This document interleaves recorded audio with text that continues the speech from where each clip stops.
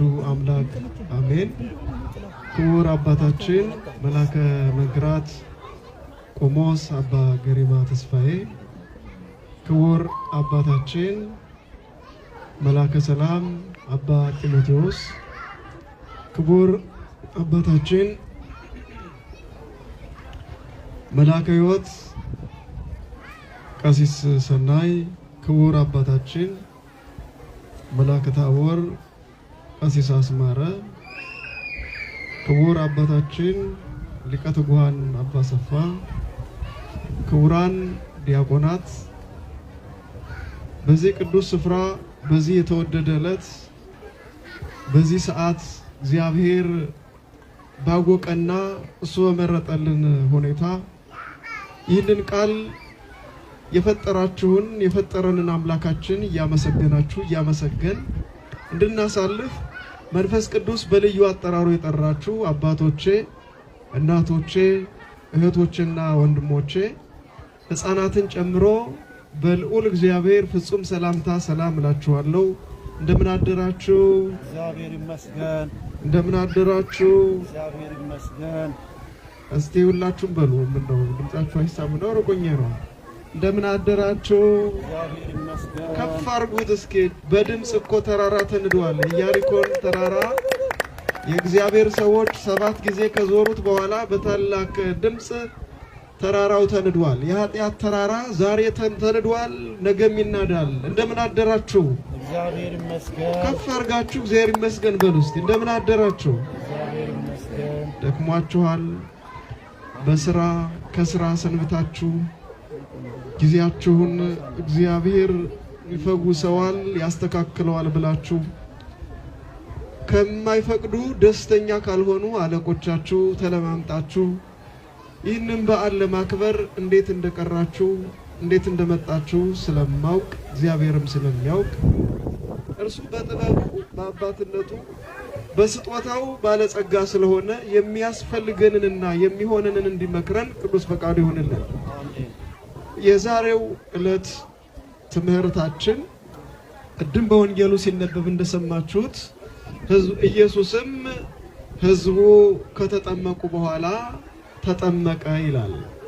ኢየሱስም በሉ እስኪ ኢየሱስም ኧረ በስመ አብ ያማችኋል።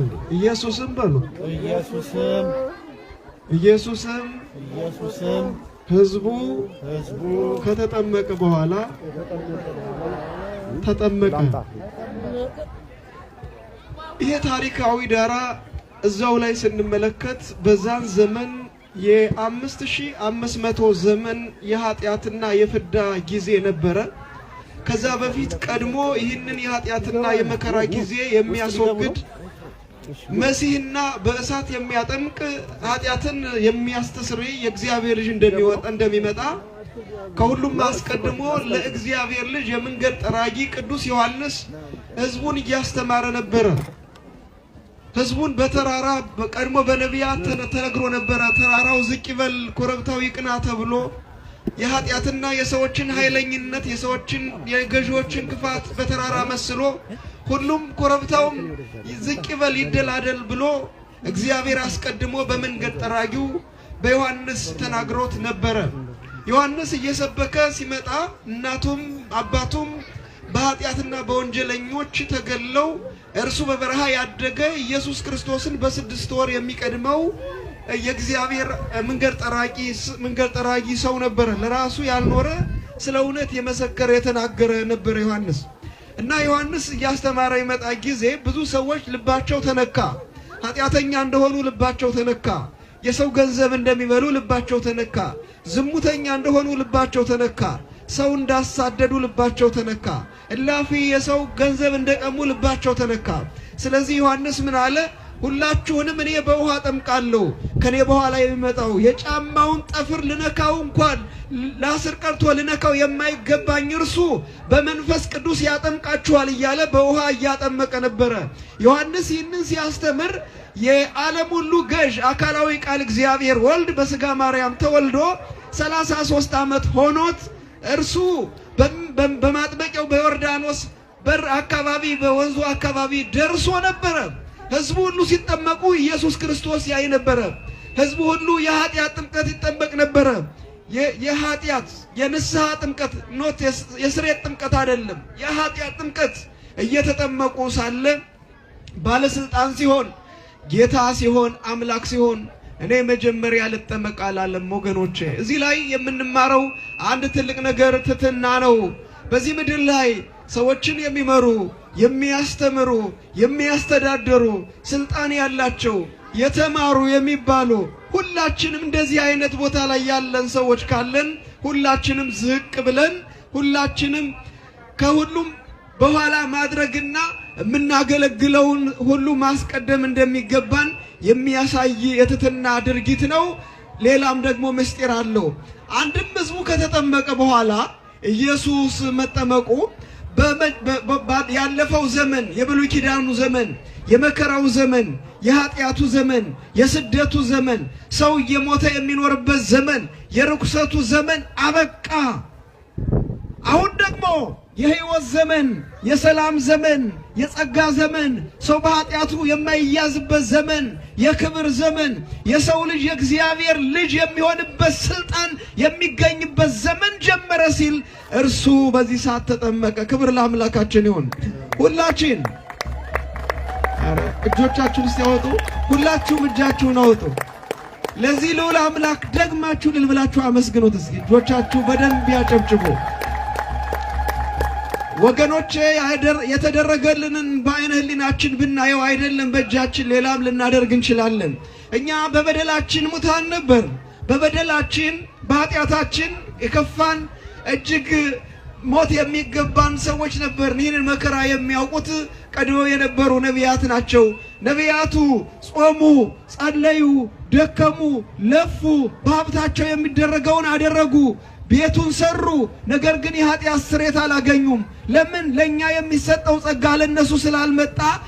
ጽድቅ ነሰ ከመጽድቅ ትክቶ አለ የእግዚአብሔር ሰው ነቢዩ ኢሳይያስ። ጽድቃችን እንደተናቀ እንደ መርገም ጨርቅ ተቆጠረ ነው ያለው። ልፋታቸው ሁሉ መና ሆኖ እኔና እናንተ ግን ያድል አልገጠመንም።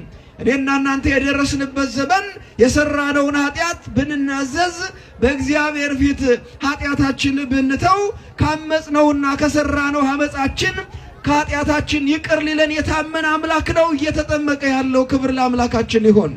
በዚህ ጊዜ ኢየሱስ ክርስቶስ ወደዚያ ወንዝ በሚገባበት ጊዜ ከወንዙ ተጠማቂዎች ከዮርዳኖስ ተጠማቂዎች ይልቅ ዮርዳኖስ የተባለው ወንዝ ጌታ ኢየሱስ ክርስቶስ በመጣ ጊዜ ብድግ ብሎ ወደ ኋላ ሸሸ። ለምን? አምላክ ስለሆነ ወደ ኋላ ሸሸ። በነቢያት ትንቢት ተነግሮ ነበር ኢየሱስ ክርስቶስ ይህ እንደሚሆን ወደዚህ ምድር የመጣበት ዋናው ታላቁ ዓላማ የእኛን ኃጢአት ለማስወገድ ነው። ሌላው ደግሞ የነቢያትን ትንቢት ለመፈጸም ስለሆነ ወደ ዮርዳኖስ በገባ ጊዜ የዮርዳኖስ ወንዝ ወደ ኋላ ሸሸ። ባሕርኒ ርየት ወጎየት፣ ባሕር አየች ወደ ኋላም ተመለሰች። ወዮርዳኖስን ይገባድሬው ዮርዳኖስ ወደ ኋላ ተመለሰ። አድባር አንፈራጹ ከማራጊት፣ ተራራዎች በአካባቢ የነበሩ ተራራዎች የለመለመ ሳር ተመግበው የለመለመ ሳር በልተው የጎለመሱ ጊደሮች ልክ በታላቅ ጉልበትና ፍጥነት እንደሚዘሉት እንደዛ ተራራዎች ለአምላካቸው ለምስጋና ቆሙ ነው የሚለው። ክብር ለአምላካችን ይሁን። አንተ ከተራራ ታንሳለህ እንዴ? አጨብጭብ እንጂ አመስግነው እንጂ። ይህን ጌታ ተራራ ያመሰገነው፣ ውሃ ወደ ኋላ ተመልሶ ያመሰገነው፣ ወንዞች ሁሉም ሰማይ ምድር ያመሰገነው አምላክ ነው እኛ የምናመልከው። ክብር ለስሙ ይሁንልን፣ ክብር ለስሙ ይሁንልን። ይህንን ጸጋ ያገኘነው እኛ ነን። ይህንን እድል ያገኘነው እኛ ነን። ያልታየው በቤተልሔም አንድ ክንድ አልጋ ወይም ምኝታ አቶ የበለስ ቅጠል የለበሰው ከደነቶም ቆጽረ በለስወን ተብሎ እንደተነገረው የበለስ ቅጠል የለበሰው በስጉር ሰዎች አልቀበሉት ብለው ብቻውን የተወለደው ኢየሱስ ክርስቶስ አሁን ግን ዮርዳኖስ ላይ በግልጥ ታየ። በሺህ ሰዎች መካከል ታየ። መቼ ይሄ ብቻ ነው ወገኖቼ? በሰዎች ዘንድ ተሰውሮ የነበረው ዛሬም ድረስ አንዳንድ ሰዎችን የሚያወዛግበው ዛሬም ድረስ ለብዙ ሰዎች አይምሮ ግልጽ ያልሆነው ዛሬም ድረስ ለምናምነው ለኛ የልባችን ብርሃን የሆነው የሥላሴ አንድነትና ሶስትነት እዛ ተራራ ላይ ተገለጸ። በምድር ላይ ያሉ ተራራዎች ዘለሉ፣ ውሃ አመሰገነ ወደ ኋላ ሸሸ። በሰማይ እግዚአብሔር አብ እንዲህ ብሎ ተናገረ።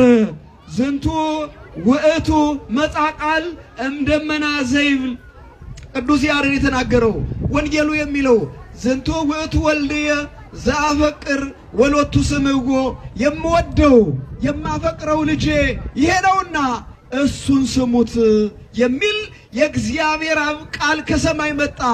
ምን የምነው ልጄ የምወደው ወንድሜ ዛሬ በዚህ ዘመን በእድሜ ስትኖር ኢየሱስን ካልሰማህ ዜሮ ነህ።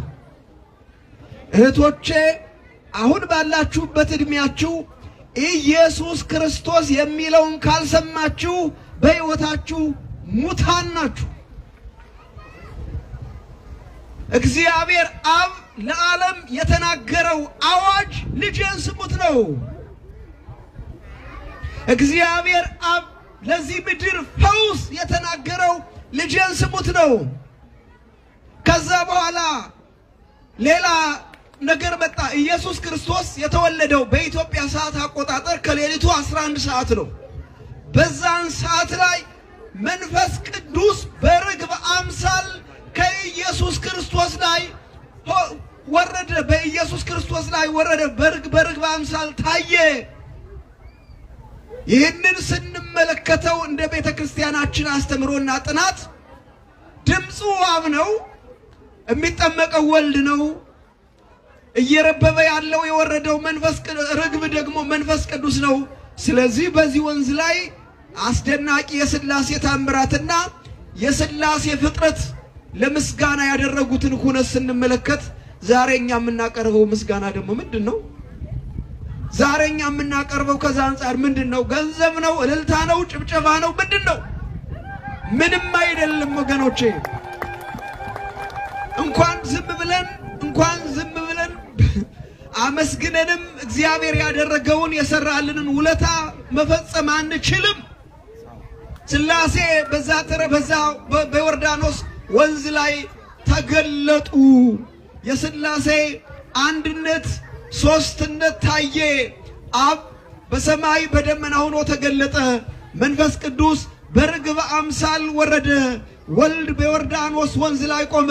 ሶስቱ በአንድ ላይ ሆነው በዮርዳኖስ ወንዝ ውስጥ የተቀመጠውን የዕዳ ደብዳቤ ሻረውት። ወሰአረ እምኔነ መርገመ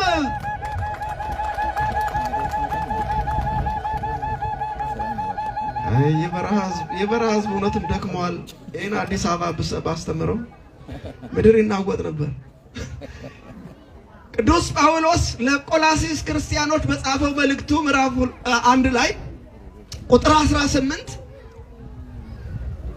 በትእዛዝ የተጻፈውን የዕዳ ጽሕፈት ደመሰሰው ይላል።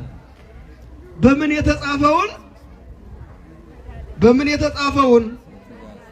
በትእዛዝ በሉ እንጂ። ያን ትእዛዝ ማን አዘዘው? ዲያብሎስ። ዲያብሎስ ምን ብሎ? አዳም ገብሩ ለዲያብሎስ፣ ሔዋን አመቱ ለዲያብሎስ። ያን የመጀመሪያውን ዕፅ በልቶ ሲሞት አዳምና ሔዋን የገቡት ኪዳን ለዲያብሎስ እኔ ወንድ አገልጋይ ሔዋን ሴት አገልጋይ እንሆናለን ብለው ይህንን የዕዳ ጽሕፈት በእብነ ሩካቤ ይላሉ አበው፣ አንዱን በሲኦል አንዱን በዮርዳኖስ ወንዝ ቀብሮት ነበረ ይላል።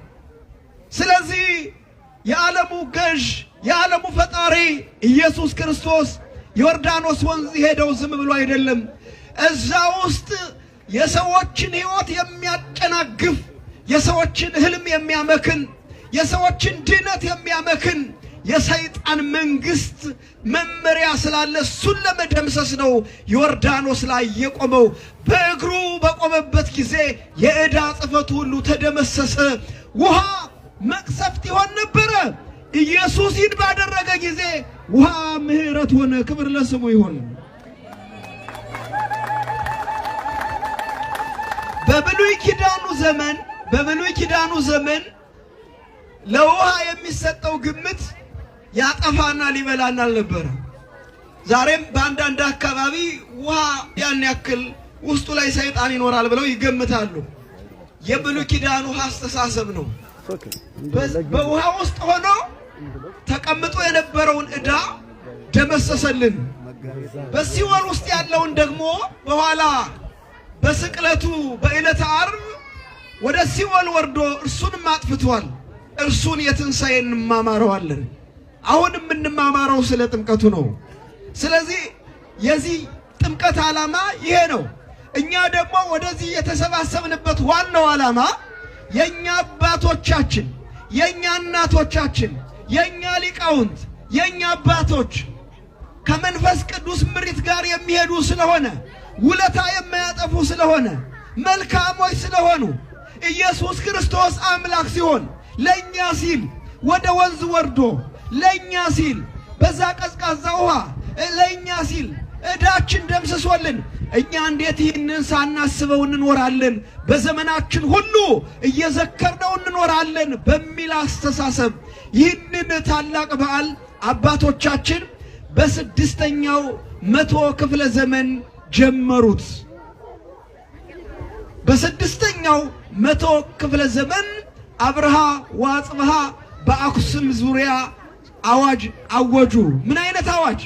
የኛ አምላክ፣ የኛ ጌታ፣ የኛ መድኃኒት፣ የኛ አዳኝ ወደ ዮርዳኖስ ወንዝ ሄዶ ለኛ ሲል የደመሰሰበትን ይህን የጥምቀት መታሰቢያ በዓል ሁላችንም እቤት ሳንቀር ያላችሁን ለብሳችሁ ሁላችሁም ተከትላችሁ ታቦቱን ተከትላችሁ ወደ ውሃ ወደ ወንዝ እንድትወርዱ በዚያም ላይ ስለ ክብሩ ስለ ስሙ በዝማሬ በቃለ እግዚአብሔር ሌሊቱን በሙሉ እናሳልፋለን፣ እያመሰገንነው እናሳልፋለን አሉ አብርሃ ወአጽብሃ። በእውነት አመስግኗቸው እኒህን ሰው።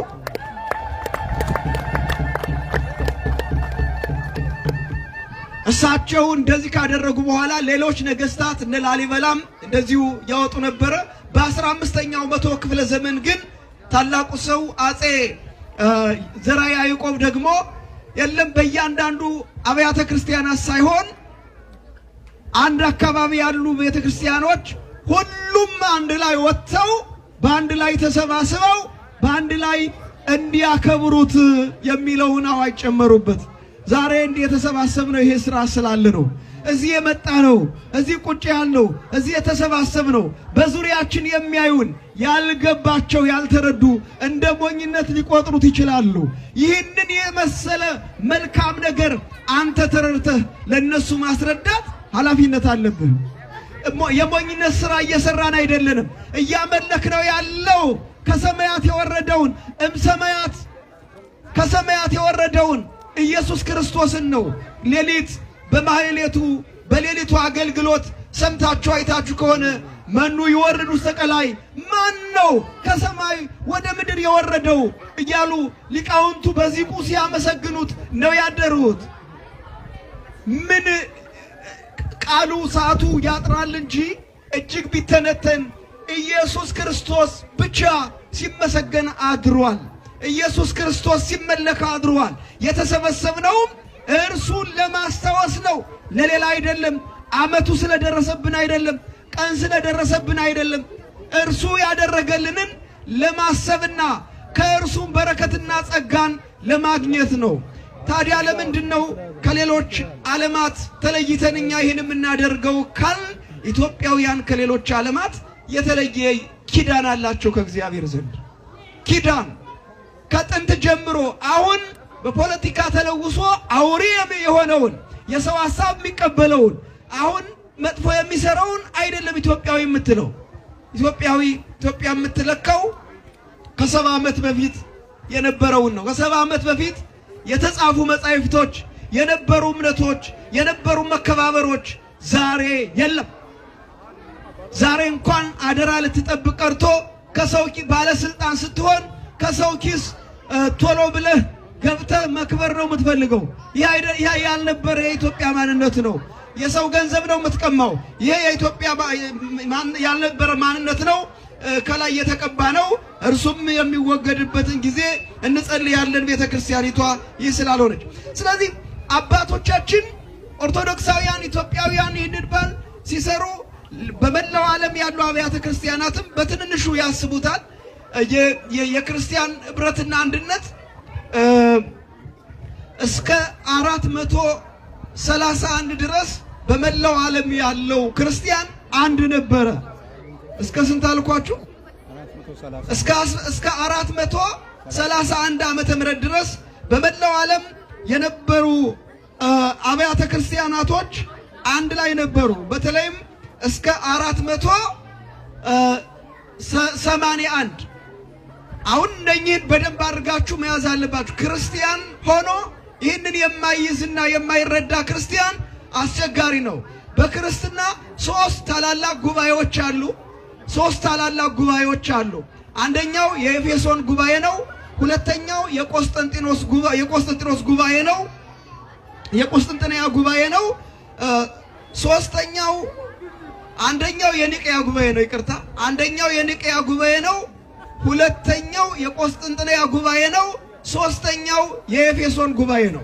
እነኚህ ሶስት ጉባኤያት የክርስትናውን ዓለም አንድ ያደረጉ በዓለም ላይ ያሉ ክርስቲያኖች አንዱ ነው የሚኖሩበት መናፍቃንን ያስወገዱበት። አሁን ካቶሊክ፣ ፕሮቴስታንት እንኳን በኋላ ነው የመጣው። ኦርቶዶክስ የሚባል የሌለባት አንድ ክርስትና ነበር የነበረው እስከ 331 ድረስ። የመጀመሪያው የኒቅያ ጉባኤ ላይ በ325 አሪዎስ የሚባል ምንፍቅና ይዞ ተነሳ። የሥላሴን አንድነት ሶስትነት ክዶ ማለት ነው። ዛሬ የተገለጠውን አንድነት ሶስትነት ካደ።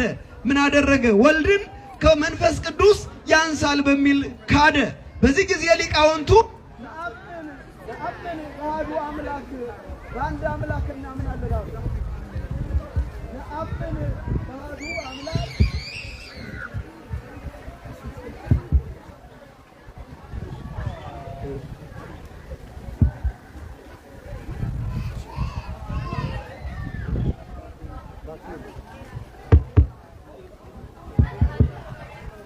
ነአምን በአሐዱ አምላክ ብለው የሥላሴን አንድነት ሶስትነት አጸኑ። ሁለተኛው የቆስጠንጢንያ ጉባኤ ነው። በ381 በዚህ ላይም መቅዶኒዎስ የተባለ መናፍቅ ተነስቶ ነው። እሱም በኢየሱስ ክርስቶስ አምላክነት ምን ነው በመቅዶኒዎስ ልጆች ነው የተሰራው ይመስለኛል። የፕሮዳክቱ ቴክኖሎጂው በመቅዶኒዎስ ልጆች እና በአሪዎስ ልጆች የተሰራ እንደሚሆን አምናለሁ። ምክንያቱም ኦርቶዶክሳውያን እዛ ላይ ብዙ አንታይም። ስለዚህ አንደኛው 325 ነው የኒቅያ ጉባኤ አሪዎስ የተወገዘበት ነው። የሥላሴን አንድነት ሶስትነት የተካሄደበት።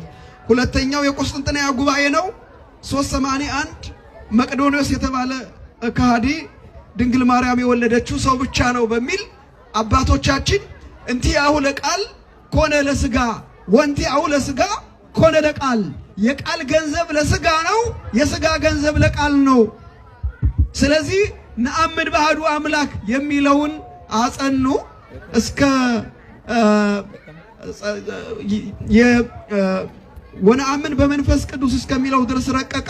በኋላ መቅዶኒዎስ ሲነሳ ጸሎተ ሃይማኖት ሙሉ ተረቀቀ ማለት ነው። የካዲዎችን ክደት የታየበት እንትን ነው፣ መግለጫ ነው።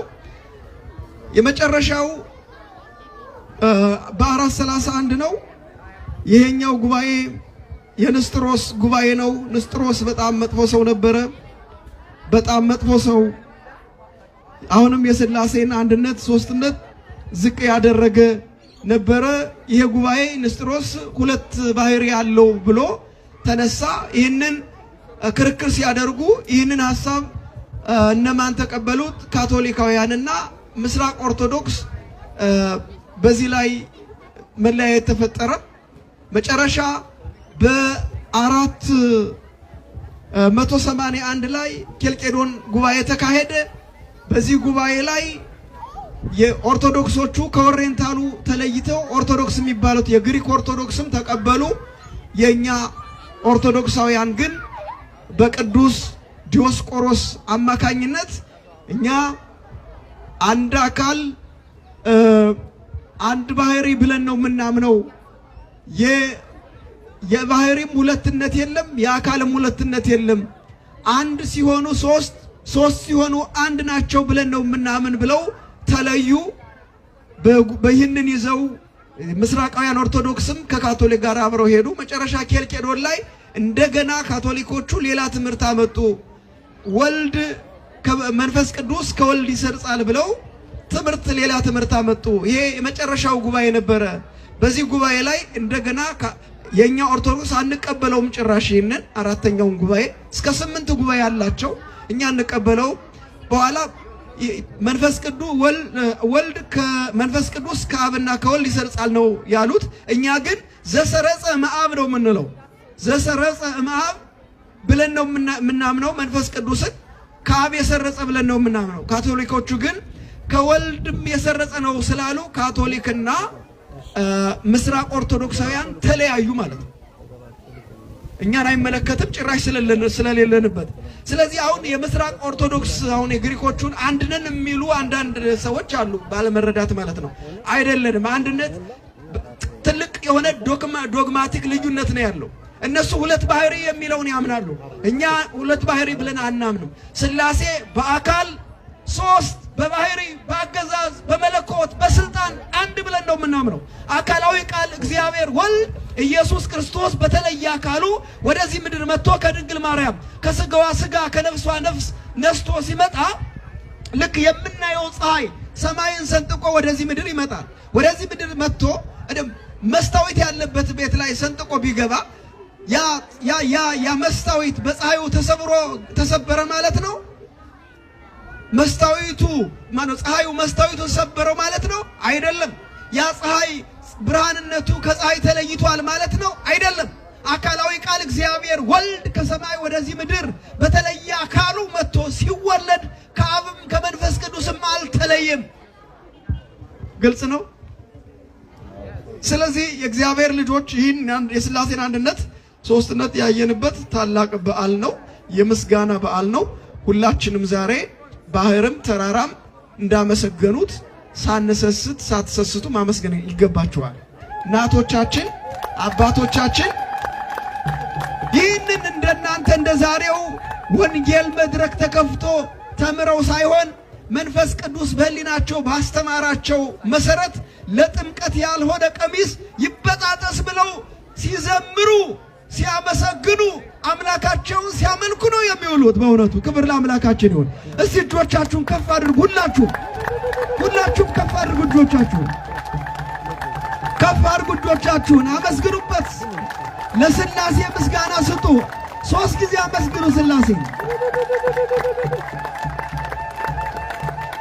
እጃችሁን ያማችኋል፣ በደንብ አታገናኙት ብሏችኋል ዶክተር። ከዓመቱ ያድርሰን። እግዚአብሔር ይስጥልን። ወስብሐት ለእግዚአብሔር። አሜን። ክቡር አባታችን ቃለ ሕይወት ያሰማልን፣ አስበ መምህራንን ያድልልን። እኛም በሰማነው 30፣ 60፣ 100 ፍሬ አፍርተን የክብር ወራሾች እንድንሆን የአምላካችን ቅዱስ ፍቃድ ይሆንልን። እንኳን አደረሳችሁ። ከዚህ በመቀጠል የየአብያተ ክርስቲያናቱ ሰበካ ጉባኤ ሊቃነ መናብርት ወይም ተወካዮች ወደዚህ ወደ አውደ ምሕረት ይመጡና ለዕለቱ ያዘጋጁትን መልእክት ያቀርቡልናል። በቅድሚያ የደብረ ኃይል ቅዱስ ገብርኤልና ቅድስት ኪዳነ ምሕረት ቤተክርስቲያን ተወካይ ወይም የሰበካ ጉባኤ ሊቀመንበር ካለ ወደዚህ መጥተው መልእክቱን ያስተላልፉልናል።